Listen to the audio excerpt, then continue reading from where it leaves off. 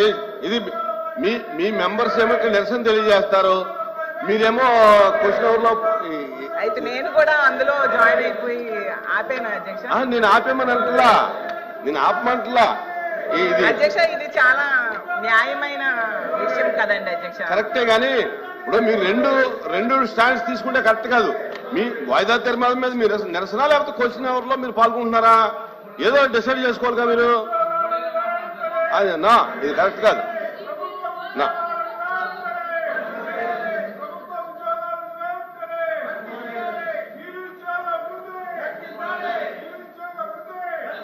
Question number 13679, Minister for Human Resources.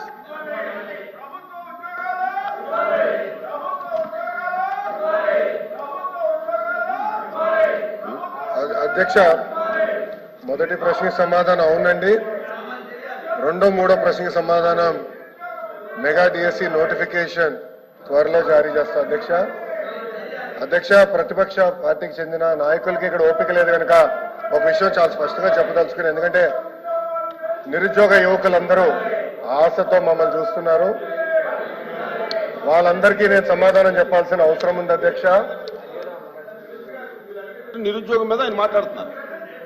కూర్చోండి, మీరు కూర్చొని వినండి. మినిస్టర్ కన్సర్న్ డిఎస్సి విషయం నేను చెప్తున్నాను, మీరు ప్రశ్న సమాధానం చెప్తున్నారు. 1 minute సార్.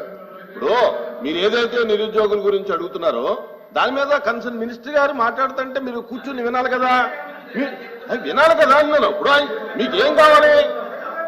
కాదండి, అదే విషయం చెప్తున్నారు.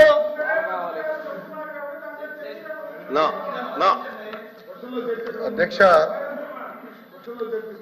డిఎస్సి అనేది మీరు ఒక్కసారిగా చూస్తే గత ప్రభుత్వం ఒక్కసారి కూడా 5 సంవత్సరాల్లో ఒక్క డిఎస్సి కూడా వేయలేదు. ఎందుకు వేయలేదో వాళ్ళు సమాధానం చెప్పాలి అధ్యక్ష.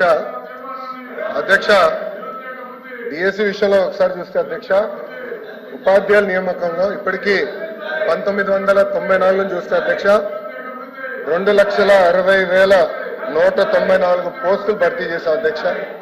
దాంట్లో అధ్యక్ష తెలుగుదేశం పార్టీ అధికారంలో ఉన్నప్పుడు 1,80,272 పోస్టులు భర్తీ చేస్తాం జరిగింది అధ్యక్ష. అంటే 70% టీచర్ పోస్టుల నియామకం ఒక తెలుగుదేశం పార్టీ హయాంలో జరిగిందని గౌరవ సభ్యులు ముందర తెలుసుకోవాల్సిన అవసరం ఉంది అధ్యక్ష.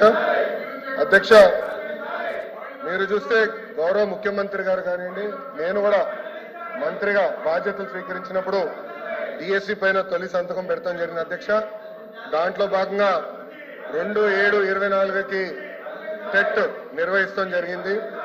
4,27,000 మంది అప్లై చేశారు. దాంట్లో 3,68,000 మంది అపియర్ అయ్యారు. 1,87,000 మంది క్వాలిఫై అయ్యారు అధ్యక్ష. అధ్యక్ష, మీరు చూస్తే 3/10/24 నుంచి 21/10/24 వరకు టెట్ కూడా పూర్తి చేస్తాం జరిగింది అధ్యక్ష. 1 మ్యాన్ కమిషన్ రిపోర్ట్ త్వరలో రాబోతుందని మేము భావిస్తున్నాం అధ్యక్ష. ఎట్టి పరిస్థితుల్లో మార్చి నెలలో డిఎస్సి నోటిఫికేషన్ ఇచ్చే బాధ్యత మన ప్రభుత్వం తీసుకుంటుందని నిరుద్యోగ యువకులకి ఈ సభ సాక్షిగా నేను హామీ ఇస్తాం జరుగుతుంది అధ్యక్ష.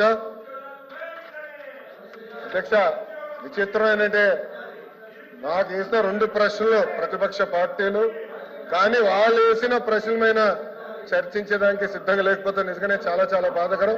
ఇప్పుడన్నా వాస్తవాలు తెలుసుకోవాలని గౌరవ సభ్యులను కోరుతున్నా అధ్యక్ష. Question number 13762, minister for energy.